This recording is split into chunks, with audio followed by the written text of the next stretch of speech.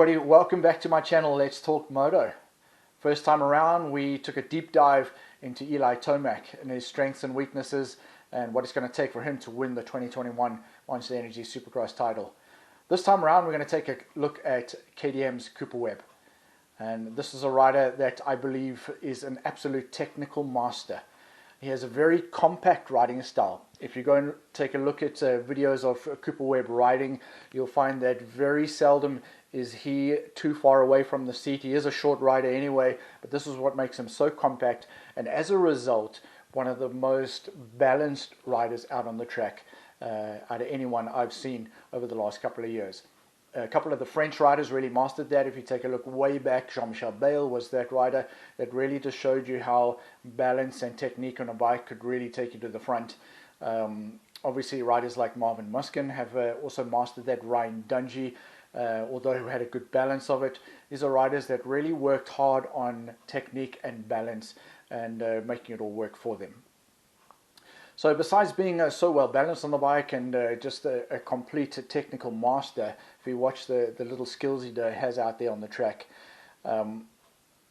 this year the pressure's off. He was trying to go out and defend a title, which came with a lot of pressure, especially going into a very competitive 2020 season and quite an awkward season, as we know. Struggled to find some rhythm in the beginning of the year, and then really when we started heading to some of the more technical or harder pack tracks, he really started to find his form and start being a real threat to Eli Tomac.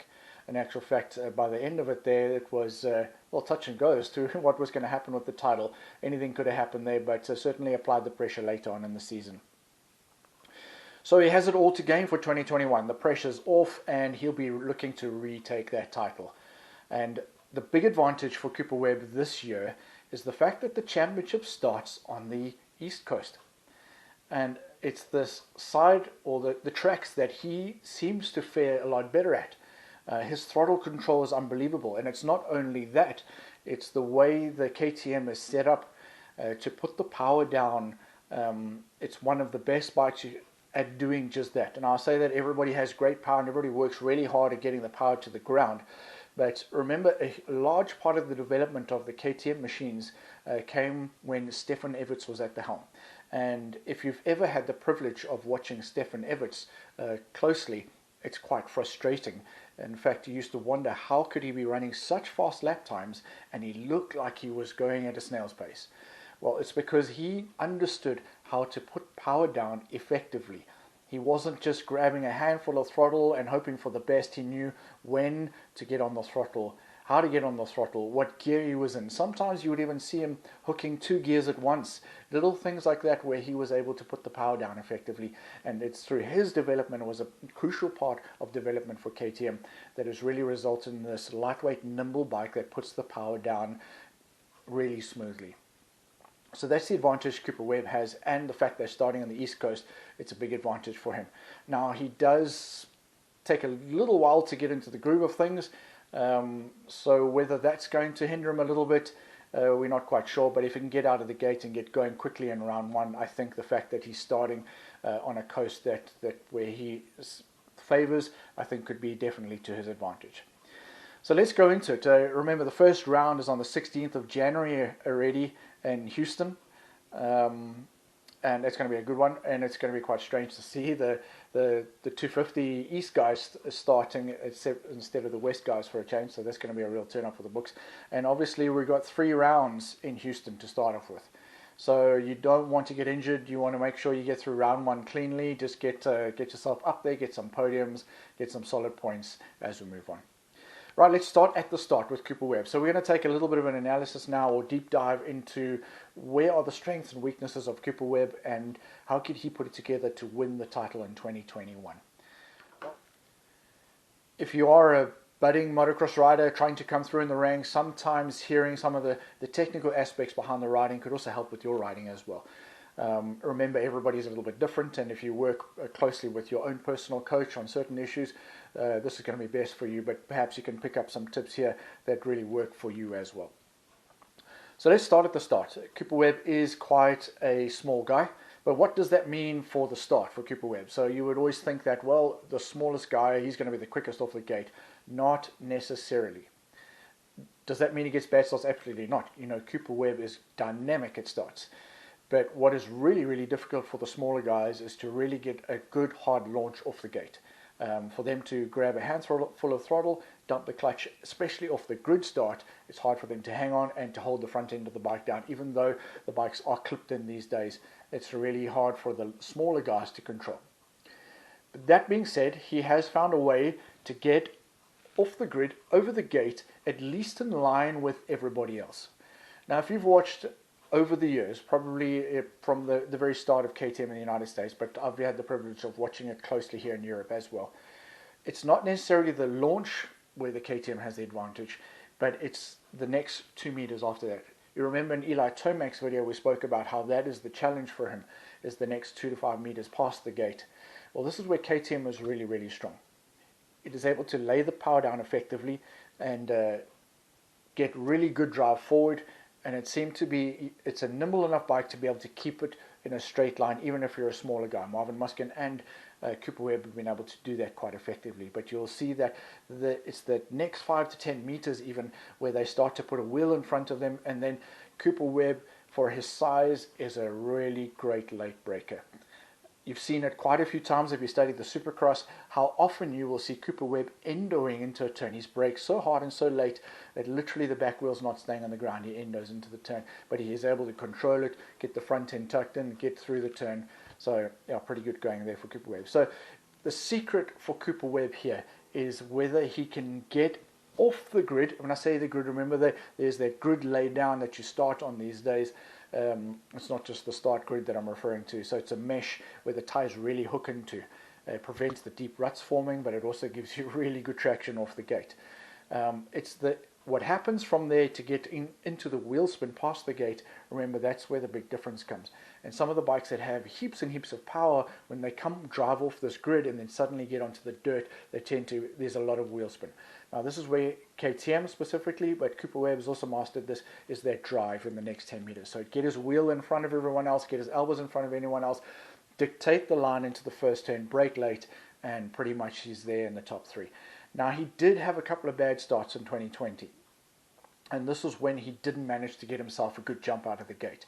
Then he can't use that his light weight and, of course, that effective power to drive him through the first turn.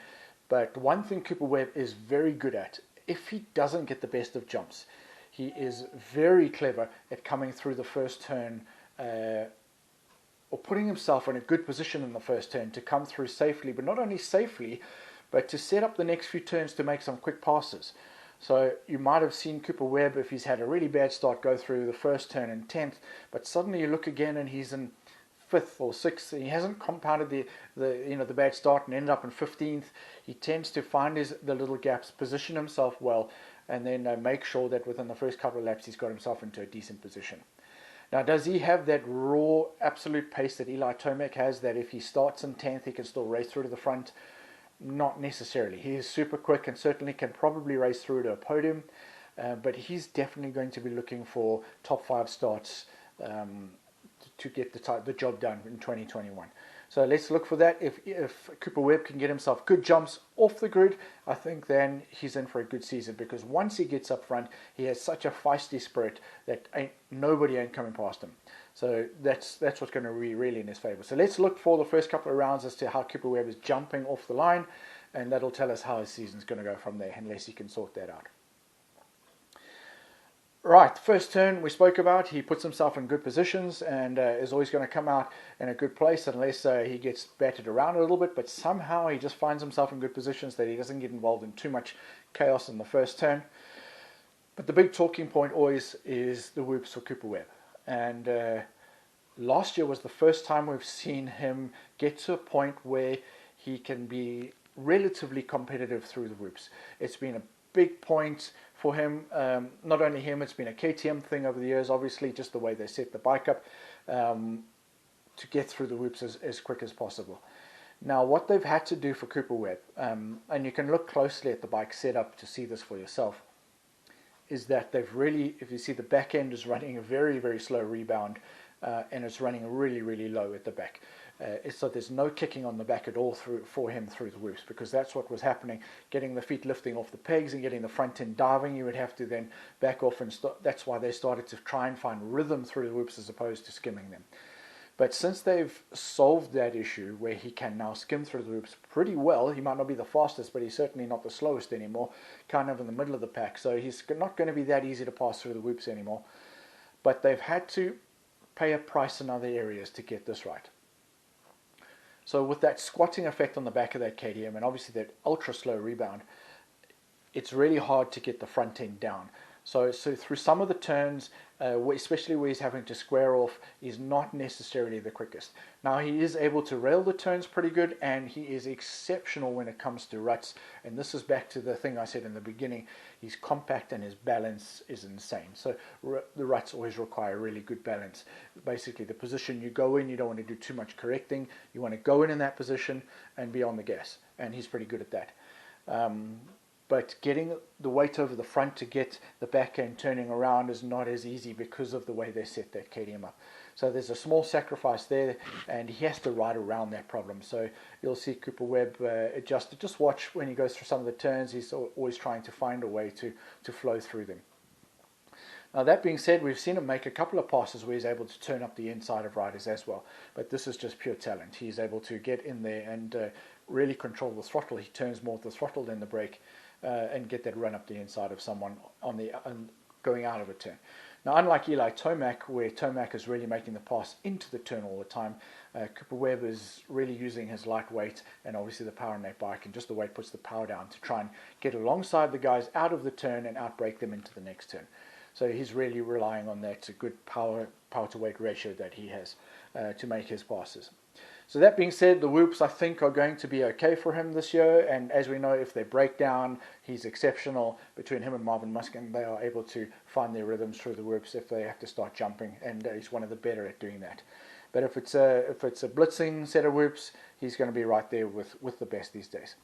Jumps, if you take a look at the jumps for Cooper Webb, super stylish rider. As we know, everybody loves to watch Cooper Webb ride. He just looks so in control on the bike. But because of the way the bike is set up, you're going to find that he is very close to the seat and very close to the handlebar when he jumps. Because the rebound is so slow, the front end runs pretty high in the air, so he's always having to get his weight forward, but that's not necessarily a bad thing. It sets him up in body position that way, whatever he's landing into, if it's a turn, he's already set up for that. But you'll see that his body position in jumping is a lot more forward than the rest of the riders, purely because the bike's set up. Now, Supercross is a bit of a challenge because you're either setting the bike up to be comfortable in the rhythms, or you're setting it up to be comfortable in the whoops, and it's very hard to find that middle balance. But it looks like they've gone for, okay, let's set the bike up for the whoops, and he's skilled enough to ride around the rest of the track for him. So that's what it's like for Cooper Webb's on the jumps. And then basically, I think this is the part that's really going to do it for Cooper Webb this year if he's going to take the title, is purely that attitude again. This little terrier, although he's he comes across as this humble guy and smiling, the guy, once he puts that helmet on, is just wants to win.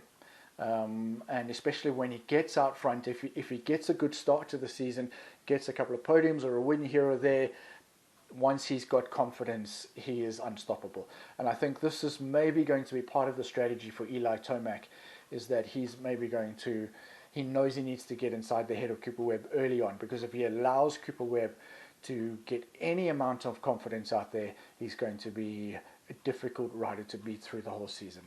Now we know with his training program with Alden Baker, he is super fit.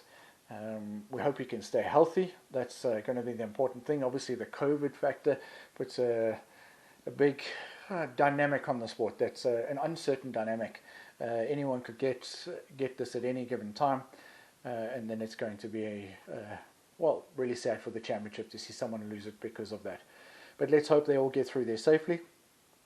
And in one piece, Cooper Webb, I think, is if you're an odds-on guy and you're going to put some money on it, I would go for it. I think it's pretty good odds you'll get, and I think the risk is very low. So Cooper Webb, if not for the win, definitely going to be there in the top 3 once again. Thanks for joining us, guys. Catch us next video, where we're going to be going through Ken Roxon, who will be my third pick for the season, but let me tell you, it's getting really tight as to, it wasn't easy for me to decide whether to go for Ken Roczen or some other names that could be up there. I mean, it's just, when you go through that list, it really could be anyone. Some of the newcomers, Chase Sexton, Dylan Ferrandis, and then now Barsha on the gas. It's unknown. So let's go with Ken Roczen. They were the top 3 from 2020, so we're going to stick with that and see what we go through in the next video. Thanks again for joining me. Don't forget to hit that like button, and if you want to keep up to date with my insights of the riders, and of course we're going to go into some analysis of the races once the racing starts as well, and especially take a really close look at the riding styles and some of the technical aspects of the riding when the guys are out there on the track. Thanks again for joining me. Hit that like button and the subscribe button, and we'll catch you in the next episode with Ken Roczen.